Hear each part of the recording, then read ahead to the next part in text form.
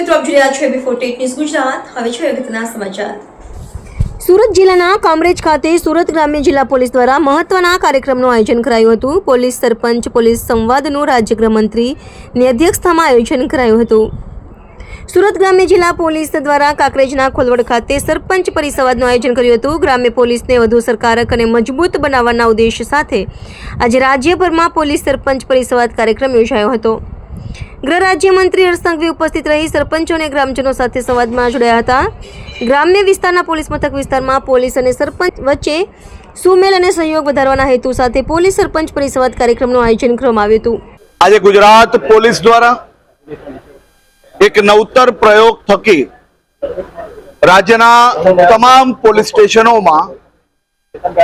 સ્ટેશનમાં આવતા ગામડાઓ અને ગામડાના સરપંચશ્રીઓ અને ઉપસરપંચશ્રીઓ જોડે એક પરિસંવાદનો કાર્યક્રમનું આયોજન કરવામાં આવ્યું. આ કાર્યક્રમમાં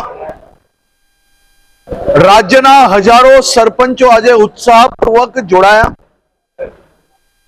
અને એ કાર્યક્રમમાં સરપંચો થકી સામાન્ય નાગરિકો સુધી સાયબર ક્રાઇમના શિકાર બનતા કઈ રીતે રોકી શકાય, ગામમાં કોઈ બી પ્રકારનું અસામાજિક તત્વ કાકા કોઈ બી અસામાજિક કામ ચાલતું હોય તો તેની સંપૂર્ણ સાચી માહિતી એ પોલીસ સ્ટેશન સુધી પહોંચી શકે.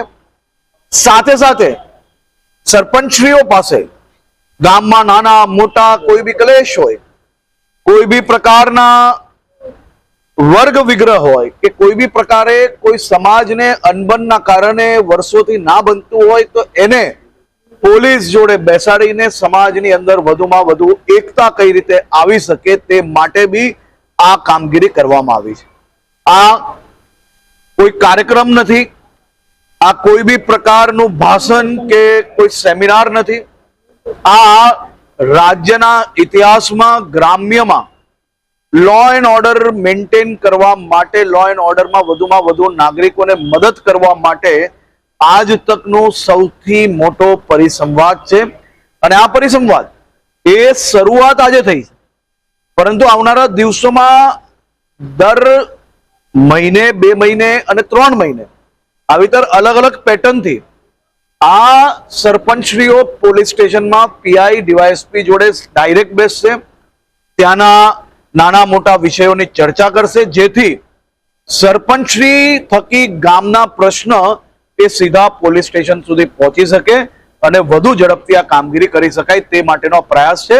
અને એ જ પરિસંવાદના કાર્યક્રમમાં આજે હું ખૂબ મોટી સંખ્યામાં સરપંચોને મળ્યો. મુક્તપણે એમના જે કોઈ પ્રશ્ન હતા એ બી સાંભળ્યા છે. એનો નિકાલ કઈ રીતે આવી શકે તેનો બી અમે લોકોએ આવનારા દિવસોમાં વધુમાં વધુ કામગીરી કરશો. આભાર.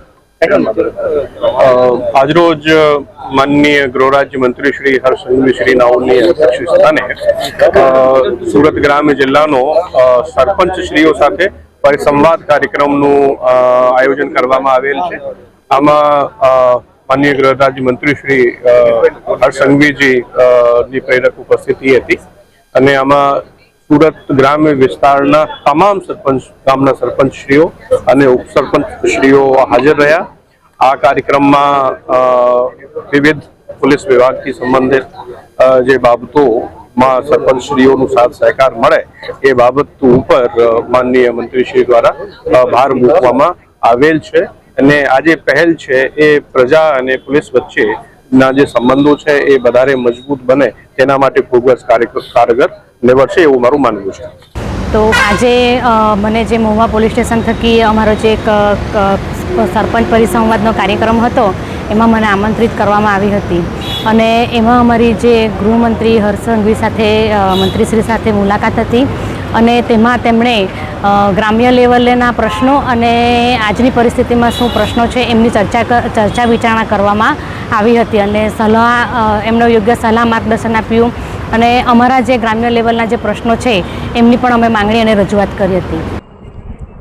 સુરત ગ્રામ્ય વિસ્તારમાં વધતા નાના મોટા ગુનાઓ કઈ રીતે ડામી શકાય અને એમાં સરપંચની ભૂમિકા અંગે પણ ચર્ચા કરવામાં આવી હતી. જિલ્લાના ગ્રામ્ય વિસ્તારોમાં ઉત્તમ કામગીરી કરનાર પોલીસ કર્મચારીઓનું પણ સન્માન કરાયું હતું. દરેક પોલીસ સ્ટેશનના ઇન્ચાર્જ અધિકારીઓ તેમના કાર્યક્ષેત્રમાં આવતા તમામ ગામોના સરપંચો સાથે સીધો સંવાદ આવનાર દિવસોમાં કરનાર છે. સરપંચોને તેમના પ્રશ્નો રજૂ કરવા, સુધારાના સૂચનો આપવા અને પોલીસ સાથે સક્રિય સહયોગ કરવા માટે પ્રોત્સાહિત કરવામાં આવ્યા હતા. IB48 ન્યૂઝ ગુજરાત સાથે પ્રશાંત પટેલ બારડોલી.